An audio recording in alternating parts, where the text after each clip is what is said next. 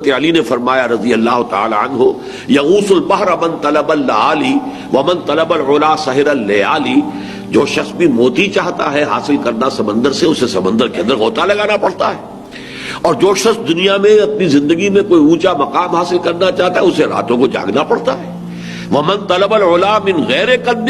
اضاع العمر فی طلب المحال، اور جس نے یہ چاہا کہ بلندی بھی حاصل ہو جائے، رفعت بھی حاصل ہو جائے، اونچا مقام بھی حاصل ہو، محنت بھی نہ کروں، تو اس کی زندگی جو ہے وشفل تھنکنگ کے اندر ہی گزر جاتی ہے، ضائع ہو جاتی ہے۔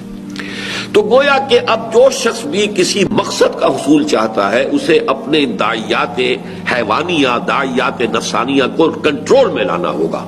انہیں دبانا ہوگا، انہیں قابو میں رکھنا ہوگا، ورنہ وہ زندگی جو ہے اس محض ایک حیوان کی حیثیت سے گزار کر چلا جائے گا، بلکہ صحیح طور پر میں یوں کہا کرتا ہوں کہ زندگی اسے گزار جائے گی۔ وہ کیا زندگی گزارے گا؟ زندگی تو وہ گزارتا ہے جس نے زندگی میں اپنا کوئی نصب العین معین کیا ہے، اس کے لیے جد و جہد کر رہا ہے، محنت کر رہا ہے، ایثار کر رہا ہے، قربانیاں دے رہا ہے، بھوک اور پیاس برداشت کر رہا ہے، راتوں کی نیند کی قربانی دے رہا ہے۔ وہ شخص ہے اصل میں جو انسان کہلانے کے لائق ہے۔ قرآن مجید میں بھی سورہ اعراف میں جو فرمایا گیا، اولئک کالانعام بل هم اضل،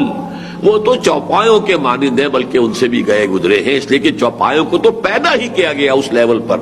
اور یہ انسان ہوتے ہوئے اسی لیول پر زندگی گزار رہا ہے، تو یہ اس سے بھی زیادہ گرا۔